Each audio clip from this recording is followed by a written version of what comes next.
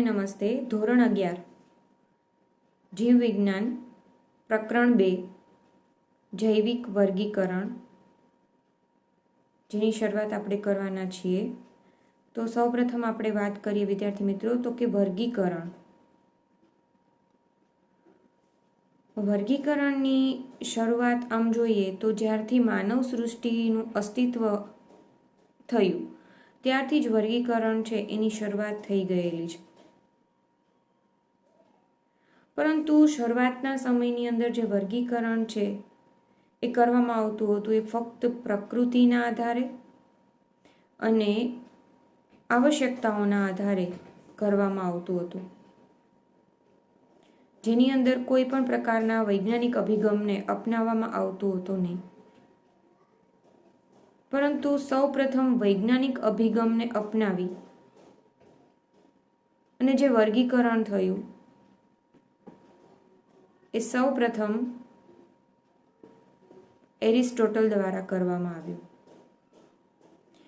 એરિસ્ટોટલે વૈજ્ઞાનિક અભિગમ દ્વારા સૌપ્રથમ વર્ગીકરણ કરેલ હોવાના કારણે એને જીવવિજ્ઞાનના પિતા એટલે કે ફાધર ઓફ બાયોલોજી તરીકે પણ ઓળખવામાં આવે છે. એરિસ્ટોટલે જે વર્ગીકરણ કર્યું એની અંદર તો કે વનસ્પતિ અને પ્રાણી એમ બે ભાગમાં વહેંચ્યા, જેમાં વનસ્પતિની અંદર તો કે છોડ, ક્ષુપ અને વૃક્ષ, અને પ્રાણીઓની અંદર તો કે લાલ રુધિરવાળા પ્રાણીઓ અને લાલ રુધિર ન ધરાવતા પ્રાણીઓનો સમાવેશ કર્યો. ત્યારબાદ આગળ આપણે વાત કરીએ તો કે કાર્લ લિનિયસ નામના વૈજ્ઞાનિકે દ્વિસૃષ્ટિ વર્ગીકરણ પદ્ધતિ અપનાવી. આ દ્વિસૃષ્ટિ વર્ગીકરણની અંદર તો કે વનસ્પતિ સૃષ્ટિ અને પ્રાણી સૃષ્ટિનો સમાવેશ કરવામાં આવ્યો. પરંતુ ઘણા સજીવો એવા હતા કે જે આ બંનેમાંથી એક પણ સૃષ્ટિની અંદર સમાવિષ્ટ થઈ શકે એમ ન હતા. એટલે કે જે દ્વિસૃષ્ટિ વર્ગીકરણ પદ્ધતિ હતી એની અંદર ઘણા બધા લક્ષણો જે છે એ સમાવિષ્ટ થઈ શકે એમ ન હતા, જેમ કે આદિકોષ કેન્દ્રીય સજીવો કે સુકોષ કેન્દ્રીય સજીવો, એકકોષીય સજીવો કે બહુકોષીય સજીવો, પ્રકાશ સંશ્લેષી કે અપ્રકાશ સંશ્લેષી સજીવો. આ જે છે એ લક્ષણો દ્વિસૃષ્ટિ વર્ગીકરણ પદ્ધતિની અંદર સમાવિષ્ટ થઈ શકે એમ ન હતા. એટલે આ સૃષ્ટિની અંદર તો કે ત્રુટિ, આ જે વર્ગીકરણ હતું એની અંદર ત્રુટિ જોવા મળી. એટલે આગળ વર્ગીકરણ થયું ત્રિસૃષ્ટિય વર્ગીકરણ, જે અર્ન્સ્ટ હેકલ નામના વૈજ્ઞાનિકે આપેલું છે, જેની અંદર એક નવી સૃષ્ટિ એને ઉમેરી જે હતી પ્રોટિસ્ટા. અને આ પ્રોટિસ્ટા જે છે એની અંદર તો કે બધા એકકોષીય સજીવોનો સમાવેશ કરવામાં આવ્યો. ત્યારબાદ આગળ ચાર સૃષ્ટિ વર્ગીકરણ પદ્ધતિ અપનાવવામાં આવી. આ ચાર સૃષ્ટિ વર્ગીકરણ પદ્ધતિ જે છે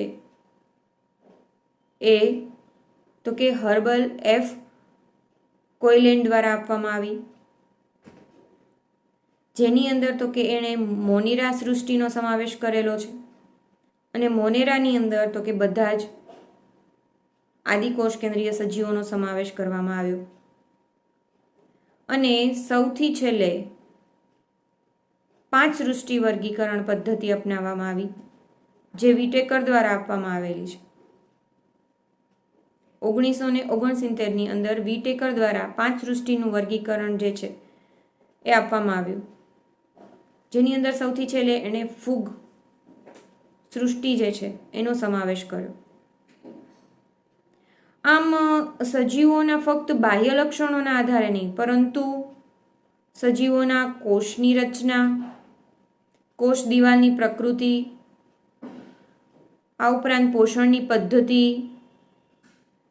આ ઉપરાંત તો કે પ્રજનન પદ્ધતિ, નિવાસસ્થાન, તેમની કોષ દિવાલની પ્રકૃતિ અને ઉદ્વિકાશીય સંબંધો, આ બધાના આધારે સજીવોના વર્ગીકરણ જે છે એ કરવામાં આવ્યું. એટલે કે સજીવોની અંદર જેમ જેમ ઉદ્વિકાસ થતો ગયો એ પ્રમાણે સજીવોના વર્ગીકરણની પણ પદ્ધતિઓ જે છે અલગ અલગ વિકસાવવામાં આવી. આમ વિદ્યાર્થી મિત્રો, અત્યારે જે આપણે અભ્યાસ કરવાનો છે એ 5 સૃષ્ટિ વર્ગીકરણનો અભ્યાસ છે, જેની અંદર 5 સૃષ્ટિમાં વિટેકરની જે 5 સૃષ્ટિ છે એની અંદર તો કે મોનેરા, પ્રોટિસ્ટા, ફૂગ, વનસ્પતિ સૃષ્ટિ અને પ્રાણી સૃષ્ટિનો સમાવેશ છે એ કરવામાં આવે છે. એટલે આપણે અહીંયા જે અભ્યાસ કરવાનો છે 5 સૃષ્ટિય વર્ગીકરણનો છે, જેની અંદર વિદ્યાર્થી મિત્રો તમને અહીંયા એક કોષ્ટક પણ આપેલું છે. આ કોષ્ટકની અંદર તમે જોઈ શકો છો કે 5 જે સૃષ્ટિઓ છે એના જે લક્ષણો છે એની અંદર તો કે એનો કોષનો પ્રકાર, કોષ દિવાલ, કોષ કેન્દ્ર પટલ, દૈહિક આયોજન અને પોષણ પદ્ધતિના આધારે આપવામાં આવેલું છે. તો સૌપ્રથમ આપણે જોઈએ તો કે એના લક્ષણોની અંદર તો કે કોષ પ્રકાર, તો કે જે મોનેરા સૃષ્ટિની અંદર જે સમાવિષ્ટ સજીવો છે એનો કોષ પ્રકાર તો કે આદિકોષ કેન્દ્રીય સજીવો છે. પ્રોટિસ્ટા તો કે સુકોષ કેન્દ્રીય સજીવો સમાવિષ્ટ છે. ફૂગની અંદર પણ સુકોષ કેન્દ્રીય સજીવો, અને વનસ્પતિ સૃષ્ટિ અને પ્રાણી સૃષ્ટિની અંદર પણ સુકોષ કેન્દ્રીય સજીવો છે એ સમાવિષ્ટ છે. હવે કોષ દિવાલની આપણે વાત કરીએ તો કે મોનેરા સૃષ્ટિ જે છે એની અંદર તો કે એના સજીવોની કોષ દિવાલ તો કે સેલ્યુલોઝ વિહીન હોય છે, અને જો હાજર હોય તો પોલિસેકેરાઇડ અથવા તો એમિનો એસિડની બનેલી હશે. પ્રોટિસ્ટા જે છે એની અંદર તો કે કોષ દિવાલ હાજર હોય છે કેટલાકમાં, અને જો હાજર હોય તો કે સેલ્યુલોઝની બનેલી હશે. ફૂગની અંદર તો કે કોષ દિવાલ જે છે હાજર હોય છે અને સેલ્યુલોઝ વિહીન હોય છે. ત્યાં ખાસ નોંધવા જેવું છે વિદ્યાર્થી મિત્રો, અહીંયા જે કોષ દિવાલ છે એ કાઇટિનની બનેલી હશે, જે એક પ્રકારની પોલિસેકેરાઇડ છે. વનસ્પતિ સૃષ્ટિની અંદર કોષ દિવાલ સેલ્યુલોઝની બનેલી હશે, અને પ્રાણી સૃષ્ટિની અંદર કોષ દિવાલ જે છે એ જોવા મળતી નથી, એટલે કે કોષની ફરતે કોષ દિવાલની હાજરી હોતી નથી. હવે પછીના લક્ષણની વાત કરીએ તો કે કોષ કેન્દ્ર પટલ, તો કે જે મોનેરા સૃષ્ટિના સજીવો છે એની અંદર તો કે કોષ કેન્દ્ર પટલ છે એ ગેરહાજર હોય છે, કારણ કે આ સજીવો કેવા છે? આદિકોષ કેન્દ્રીય સજીવો છે. આદિકોષ કેન્દ્રીય સજીવોના કારણે એની અંદર કોષ કેન્દ્ર પટલ જે છે જોવા મળતું નથી. પ્રોટિસ્ટાની અંદર જે સમાવિષ્ટ સજીવો છે એની અંદર કોષ કેન્દ્ર પટલ હાજર છે. ફૂગમાં પણ હાજર છે, કારણ કે આ બધા જ છે કેવા છે? તો કે સુકોષ કેન્દ્રીય સજીવો છે. એવી જ રીતે વનસ્પતિ સૃષ્ટિ અને પ્રાણી સૃષ્ટિની અંદર કોષ કેન્દ્ર પટલ કોષ કેન્દ્રની ફરતે જોવા મળતું હોય છે, કારણ કે આ બધા જ સજીવો છે કેવા છે? તો કે સુકોષ કેન્દ્રીય છે. જ્યારે મોનેરા સૃષ્ટિની અંદર સમાવિષ્ટ સજીવો છે આદિકોષ કેન્દ્રીય હોવાના કારણે ત્યાં કોષ કેન્દ્ર પટલ હાજર હોતું નથી કોષ કેન્દ્રની ફરતે. એના પછી આગળ લક્ષણ જોઈએ તો કે દૈહિક આયોજન, તો કે મોનેરા સૃષ્ટિના સજીવો જે છે એ તો કે કોષીય આયોજન ધરાવતા હોય છે. પ્રોટિસ્ટાની અંદર પણ કોષીય આયોજન જોવા મળે છે. ફૂગ જે છે એ બહુકોષીય છે, એટલે કે પેશીઓની આ બનેલી જે રચના છે એ જોવા મળતી હોય છે, એટલે કે કોષ જે છે એનો સમૂહ ભેગો મળી અને પેશીની રચના કરતો હોય છે. અને પેશી જે છે એ મીન્સ કે બહુકોષીય સજીવો તરીકે વર્તતું હોય, એટલે કે અહીંયા ઘણા બધા કોષો જે છે જોવા મળતા હશે. જ્યારે પ્રોટિસ્ટા જે છે એ તમે ખબર જ છે કે એક કોષીય સજીવો છે, એની અંદર એક જ કોષ જે છે એ સજીવના શરીરનું આખો સજીવનું શરીર જે છે એ બનાવતો હશે. જ્યારે બહુકોષીય સજીવોની અંદર તો કે એક કરતાં વધારે કોષો જે છે એ સમાવિષ્ટ હશે. એટલે ફૂગ જે છે એ બહુકોષીય છે. વનસ્પતિ સૃષ્ટિ જે છે એ પણ પેશી અને અંગ ધરાવતા હશે, એટલે કે કોષોનો સમૂહ ભેગો મળી અને પેશીની રચના કરે, અને પેશી જે છે એ અંગની રચના કરે. એવી જ રીતે પ્રાણી સૃષ્ટિની અંદર પણ પેશી, અંગ અને અંગતંત્ર જે છે એ એના શરીરની રચનામાં જોવા મળતા હશે. એટલે આ વાત થઈ દૈહિક આયોજન. હવે વાત કરીએ આપણે પોષણની પદ્ધતિની વિદ્યાર્થી મિત્રો. તો પોષણ પદ્ધતિ મોનેરા સૃષ્ટિના સજીવોની અંદર તો કે સ્વયંપોષી અને પ્રકાશ સંશ્લેષી હશે. એટલે કે રસાયણ સંશ્લેષી અને પ્રકાશ સંશ્લેષી એટલે કે સ્વયંપોષી છે. પોતાનું જ પોષણ પોતાની જાતે કરી શકે છે સ્વયં રીતે, સ્વયંપોષી છે. તથા વિષમપોષી. વિષમપોષીની અંદર કાં તો એ મૃતોપજીવી હોઈ શકે અથવા તો પરોપજીવી હોઈ શકે. મૃતોપજીવી કોને કહેવામાં આવે તો કે જે મૃત સજીવો ઉપર પોતાના પોષણનો આધાર રાખતા હોય તેવા સજીવો, અથવા તો પરોપજીવી એટલે કે જીવંત સજીવો ઉપર પોષણનો આધાર રાખતા હોય તેવા સજીવો. એટલે કે એ બંને ઉપર આધાર રાખે છે. મૃત સજીવો ઉપર પણ આધાર રાખે છે અને જીવંત સજીવો પર પણ આધાર રાખે છે. એટલે આ પ્રકારની પદ્ધતિ છે એને વિષમપોષી પ્રકારની પોષણ પદ્ધતિ તરીકે ઓળખવામાં આવે વિદ્યાર્થી મિત્રો. ત્યારબાદ પ્રોટિસ્ટાની અંદર વાત કરીએ તો એ પ્રકાશ સંશ્લેષી છે, એટલે કે સ્વયંપોષી છે અને વિષમપોષી છે. એવી જ રીતે તો કે ફૂગની વાત કરીએ તો ફૂગ જે છે એ સંપૂર્ણપણે તો કે વિષમપોષી છે. એટલે કે તે કાં તો મૃત સજીવો ઉપર આધાર રાખે છે ને કાં તો જીવંત સજીવો ઉપર પોતાના પોષણ માટે આધાર રાખતી હોય છે. એવી જ રીતે તો કે વનસ્પતિની વાત કરીએ તો સંપૂર્ણપણે સ્વયંપોષી છે. એટલે કે પોતાનો ખોરાક પોતાની જાતે બનાવે છે, એ બીજા ઉપર પોતાના ખોરાક માટે આધાર રાખતી નથી. અને પ્રાણી સૃષ્ટિની આપણે વાત કરીએ તો પ્રાણી સૃષ્ટિની અંદર તો કે વિષમપોષી, જેની અંદર તમને આપેલું છે કૌંસમાં હોલોઝોઇક, પ્રાણીસમ અને મૃતોપજીવી પ્રકારનું પોષણ જે છે દર્શાવે છે. હોલોઝોઇક જે છે સજીવો એની અંદર વિદ્યાર્થી મિત્રો તમે કહી શકો કાં તો એ ઘન અથવા તો પ્રવાહી સ્વરૂપે કોઈ અન્ય સજીવના અંગને અથવા તો આખા સજીવને ગળી જતા હોય તો આ પ્રકારનું જે પોષણ છે એને હોલોઝોઇક પ્રકારનું પોષણ જે છે કહેવામાં આવે છે. જેની અંદર એ કાં તો સજીવનો એક અંગ અથવા તો આખા સજીવને એ પોતાના ખોરાક તરીકે ઉપયોગ કરતા હોય. તો આવા જે છે સજીવો એ હોલોઝોઇક કહેવામાં આવે છે, જે પ્રાણીસમ પ્રકારનું પોષણ જે છે એ મેળવતા હોય છે. એટલે પ્રાણી સૃષ્ટિની અંદર આ પ્રકારની પોષણ પદ્ધતિ છે એ જોવા મળતી હોય છે. તો વિદ્યાર્થી મિત્રો આ વાત આપણે 5 સૃષ્ટિના વર્ગીકરણની કરી, જેની અંદર તો કે આટલા લક્ષણોને આધારે ત્યાં વર્ગીકરણ જે છે એ કરવામાં આવેલું છે. એના પછી ઘણા બધા એવા પણ વૈજ્ઞાનિકો છે કે જેને ત્રિસૃષ્ટિ વર્ગીકરણ પદ્ધતિ જે છે એ અપનાવવામાં નથી આવી. એટલે કે એને સૃષ્ટિના વર્ગીકરણને અપનાવ્યું નથી, પરંતુ એને ક્ષેત્રીય વર્ગીકરણ જે છે એને અપનાવેલું છે. તો એને ત્રિક્ષેત્રીય વર્ગીકરણ પદ્ધતિ જે છે આપેલી છે.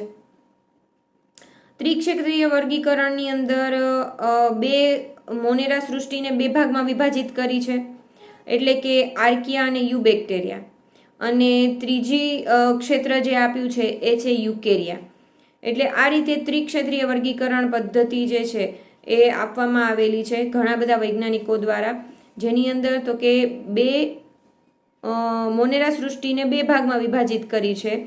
આ મોનેરા સૃષ્ટિ 2 ભાગમાં વિભાજિત છે, એમાં એક ભાગ છે તો કે આર્કિયા અને એક ભાગ છે તો કે યુબેક્ટેરિયા.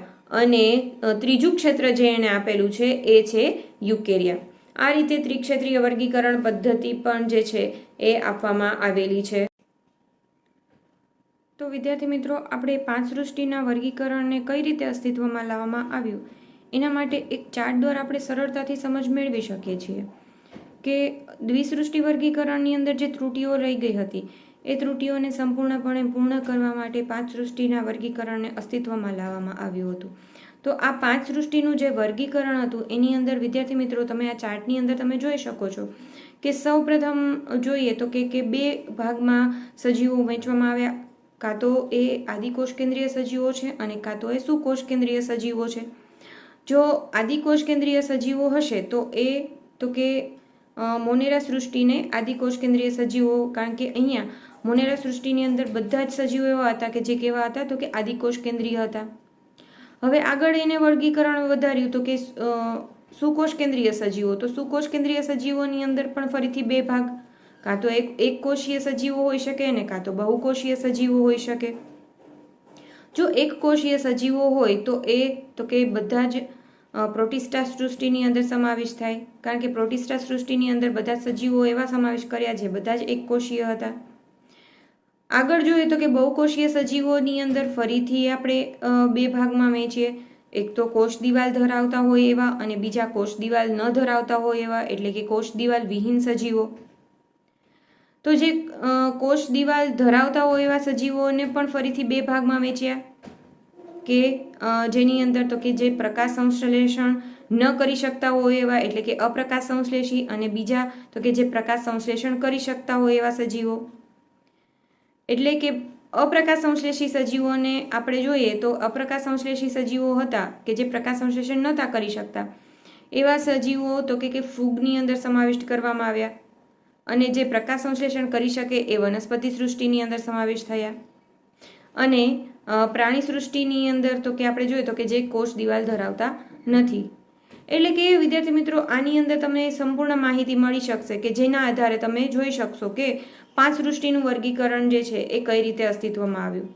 એટલે કે મોનેરા સૃષ્ટિ, જેની અંદર બધા આદિકોષ કેન્દ્રીય સજીવો, પ્રોટિસ્ટા સૃષ્ટિ, જેની અંદર બધા એકકોષીય સજીવો. ત્યારબાદ આગળ જોઈએ તો કે સુકોષ કેન્દ્રીય સજીવો અને કોષ દિવાલ ધરાવતા હોય એવા, જેમાં પણ ફરીથી તો કે પ્રકાશ સંશ્લેષણ ન કરી શકે તેવા તો કે બધા ફૂગની અંદર સમાવિષ્ટ, અને જે પ્રકાશ સંશ્લેષણ કરી શકે એવા બધા જ તો કે વનસ્પતિ સૃષ્ટિની અંદર સમાવિષ્ટ, અને જે કોષની ફરતે કોષ દિવાલ ધરાવતા નથી છતાં સુકોષ કેન્દ્રીય સજીવો છે એવા બધા તો કે પ્રાણી સૃષ્ટિની અંદર સમાવિષ્ટ કરવામાં આવ્યા. તો આ રીતે સજીવોનું વર્ગીકરણ જે છે એ વિદ્યાર્થી મિત્રો અસ્તિત્વમાં આવેલું છે. એના પછી પણ હજી આગળ વર્ગીકરણ જે છે એટલે કે 6 સૃષ્ટિનું વર્ગીકરણ છે, 7 સૃષ્ટિના વર્ગીકરણ જે છે એ બધા જ જે છે એ વર્ગીકરણ છે અસ્તિત્વમાં આવેલા છે. છેલ્લે 2015ની અંદર પણ 7 સૃષ્ટિનું વર્ગીકરણ જે છે અસ્તિત્વમાં આવેલું છે. એટલે આ રીતે જેમ જેમ ઉદ્વિકાસ થતો ગયો સજીવોની અંદર એ રીતે સજીવોના વર્ગીકરણ જે છે એ કરતા ગયા છે. તો આમ વિદ્યાર્થી મિત્રો, સજીવોની અંદર જે વર્ગીકરણ થાય છે એ બાહ્ય લક્ષણોના આધારે નહીં, પરંતુ એના બીજા ઘણા બધા લક્ષણો જે છે એને પણ ધ્યાનમાં રાખીને કરવામાં આવતું. આ રીતે વર્ગીકરણ પદ્ધતિ જે છે એ અપનાવવામાં આવેલી છે. તો વિદ્યાર્થી મિત્રો, આ જે છે એ આપણે વર્ગીકરણ જે છે કઈ રીતે અસ્તિત્વમાં આવ્યું એની વાત કરી. હવે આગળ આપણે મોનેરા સૃષ્ટિથી શરૂઆત કરવાના છીએ. સૌને નમસ્તે.